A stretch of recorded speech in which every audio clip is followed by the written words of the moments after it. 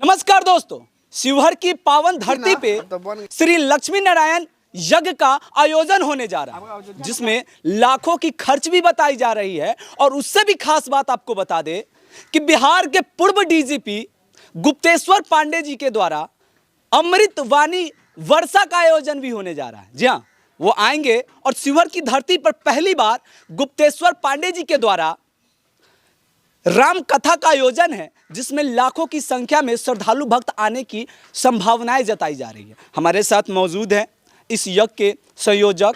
ये जो पावन यज्ञ होता है, यज्ञ करने से क्या लाभ होता है, समाज में क्या प्रभाव पड़ता है, हम इस पे बात करेंगे। श्लोक के द्वारा हमारे दर्शकों को मार्गदर्शन कीजिए। सबसे पहले आपको इस चैनल को इस यज्ञ नारायण भगवान की तरफ से बहुत बहुत साधुवाद।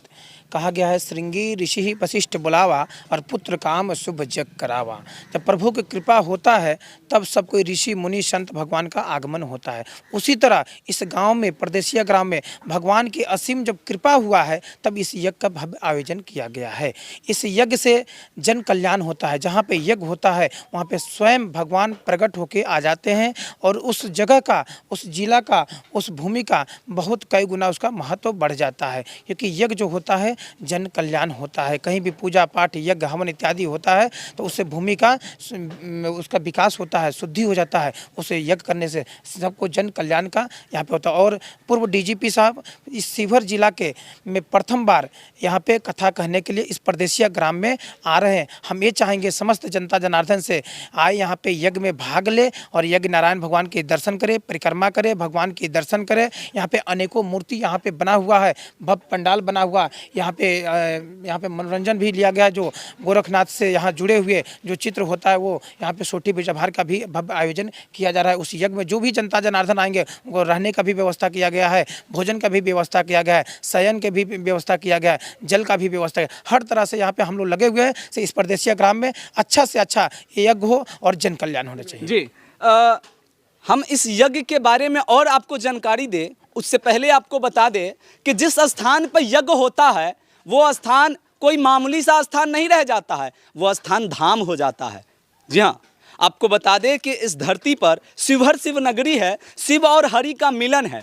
और इस श्री लक्ष्मी नारायण यज्ञ हो जाने के बाद ये प्रदेसिया ग्राम अब प्रदेसिया धाम हो जाएगा। जी हाँ, सत्य सनातन धर्म की प्रचार प्रसार के लिए यज्ञ का आयोजन किया जाता है। और इस यज्ञ में लाखों की खर्च भी होती है, लेकिन सभी समाज वर्ग के लोग, सभी जाति के लोग मिल करके यज्ञ का आयोजन करते हैं। अच्छा, हम चाहेंगे कि हमारे साथ बाल साधु हैं, बाल संत हैं, उनसे थोड़ी सी जानकारी ले, चूँकि ये तो एक अध्यात्म की मार्ग पे चल पड़े हैं।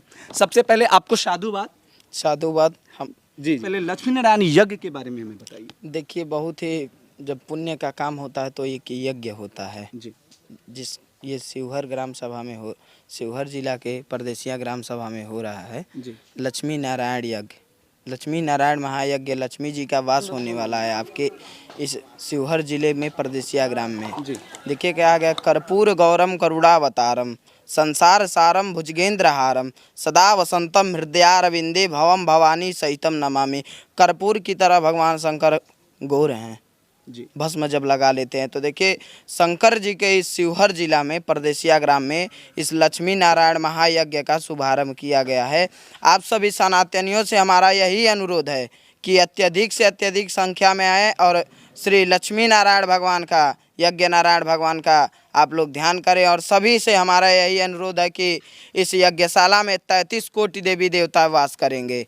आप सभी उन देवी देवताओं का वास करें। और हम सबसे पहले साधुवाद ये देते हैं कि हमारे इस बिहार के पूर्व डीजीपी गुप्तेश्वर पांडे जी, जो कि पहले डीजीपी रह चुके हैं, अब वो साधु बन चुके हैं।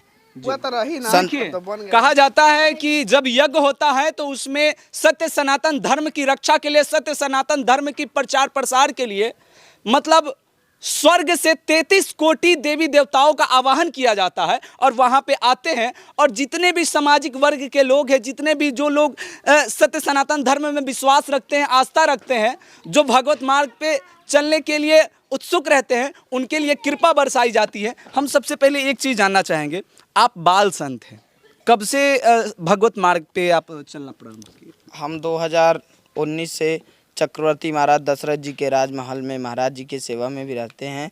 और इस महायज्ञ में चक्रवर्ती सम्राट महाराज दशरथ जी के राजमहल से श्री सद्गुरुदेव भगवान का भी आगमन हो रहा है। अच्छा, आप संत अब बन चुके हैं। हाँ। अच्छा, संत बनने का क्या कारण रहा?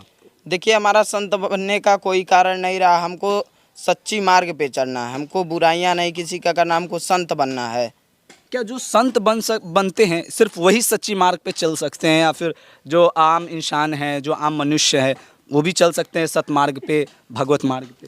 देखिए, आप तो चल सकते हैं मगर आप चलते नहीं हैं, आप चलते नहीं हैं। देखिए कितने खूबसूरत